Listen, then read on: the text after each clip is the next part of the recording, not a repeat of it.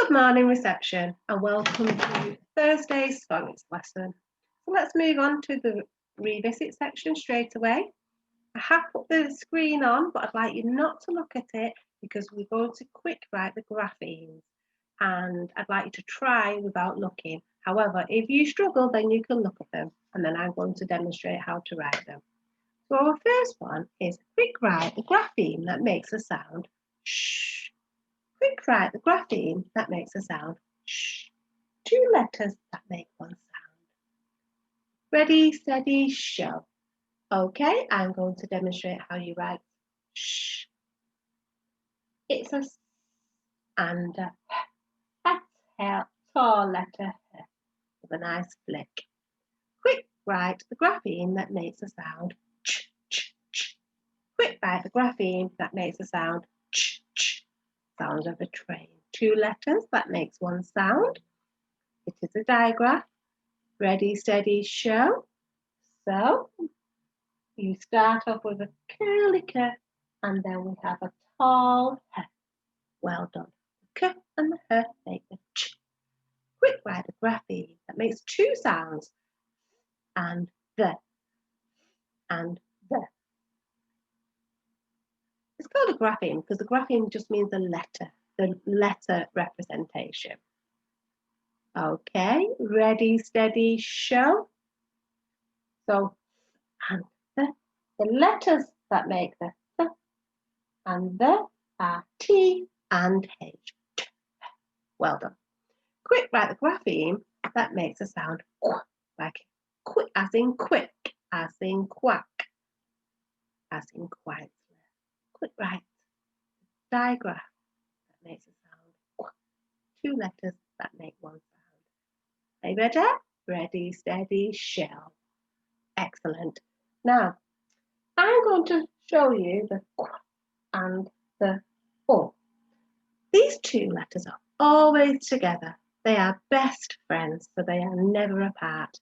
Try and remember that. So if you hear the sound qu, it's not just the Q, it will always have its friend, U, with it. Quick write the grapheme that makes a sound k, k, k, as in the castanet. Now, this one's a bit tricky because it can be represented by three letters. Curly k on its own, straight back k on its own, or two letters, which is a digraph. And because we're working on digraphs today, I'd like you to show me the two-letter grapheme.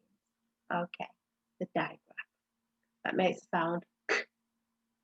Okay, ready, steady, show. Okay, did you form the curly k and the straight back k? Well done. Oh, not very good formation, Miss Hampton. Hope you're doing better than me.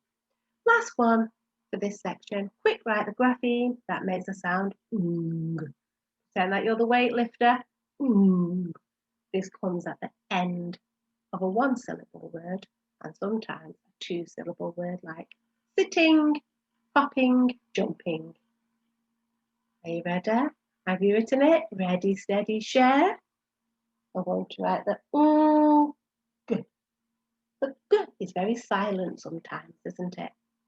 Well done. Right, we're going to move on to our teach section. In our teach section, we're going to introduce you to the new tricky word. And we know tricky words are tricky words because they have a tricky part of the word, don't they? So first of all, I'm going to use the initial sound, yeah, because the yeah is not the tricky part of this word. The yeah actually makes a sound yeah, which is great. The tricky part of the word is the o and the o. The o and the o. Now, yes, the o and the o make the oo sound that we learned yesterday. Now and then, in very few words, the o and o do make the oo sound, as in through, but very, very rarely. So when you're writing the o or oo sound, it either is a double o or an EW that we've not learned yet. That will be in phase 5. So yes, the tricky part is the o. The o makes the oo sound in you. If we remember that, it will help us be able to spell the word when we haven't got it with us. Can you put it in a sentence to practice our oral skills? So, I've given you 2 examples. You are in my bed, or you were at the park. You are in my bed, or you were at the park. When you say the word you can use the action you to point. It's a bit rude to point, really, isn't it? It's a bit rude to pull your tongue, though, as well, isn't it? Really? But yes, you can just do it for this time. You. Give me a sentence. Tell your adult, you've grown up, a sentence with the word you. Oh, some good sentences there. We'll come back to writing our sentences with the word you at the end. But now we're going to move on to pick a picture of a phonics play, and I'm just going to share you another screen because I want to share how to get onto Phonics Play for free. At the minute it is free. So you go onto phonicsplay.co.uk and on the username and password it's March 20 and it's a lowercase. And in the password it's just home, HOME, all lowercase letters. And then you should be able to log in for free. Go to the resources for our today's activity. You're going to go on to phase 2. Let's hope it's there. Pick a picture. So pick a picture. You can choose phase 2 or phase 3. It really doesn't matter. You can challenge yourself with phase 3. We've not been through all the letters though, the graphemes so far in phase 3. So I've chosen phase 2, but you still have to choose it again. You go to start and again you have to still choose it. So here you've got a lovely game and it says up. So obviously you will find the map. If you get it correct, go yay! However, if you get it incorrect, let's get this one incorrect. I'm going to press stop. Oops, and that's what happens. So that's an activity for you to do today. If you can't get onto that, just do the rest of the work. Let's get back onto our phonics work for today. Okay.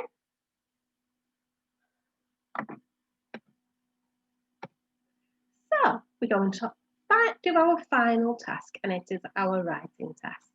So it says here, remember to sound out each word, which we're really good at now, and spell the graphemes correctly. Now, before we go on to the sentence that we're going to write, I would just like you to look at the picture and look at the word that there's a clue there next to it to help you with thinking about what sentence we're going to write.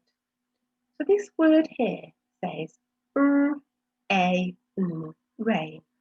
So rain is going to be in our sentence. And what is our tricky word for today? You. Can you remember? You. So you is going to be in our sentence also. Have you any thoughts?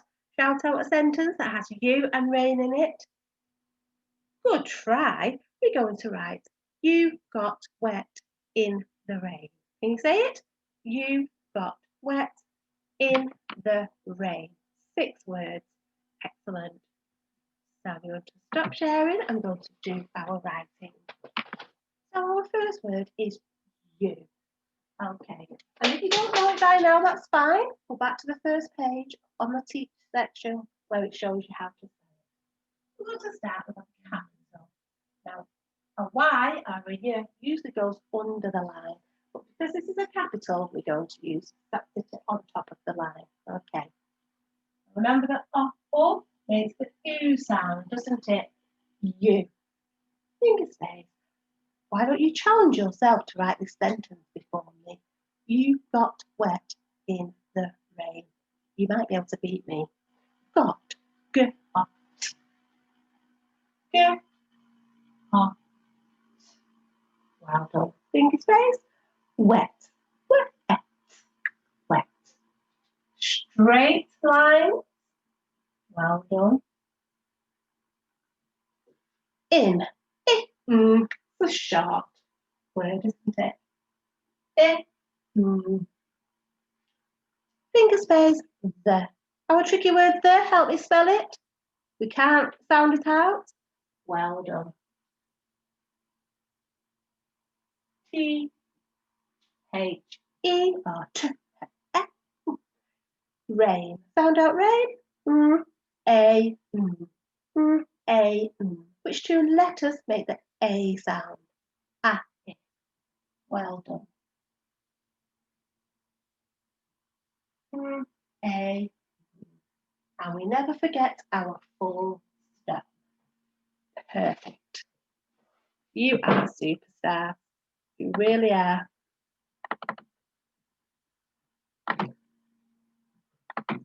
So, we're back to the screen. Let's see if we can check whether we've spelled our words and sentence correctly.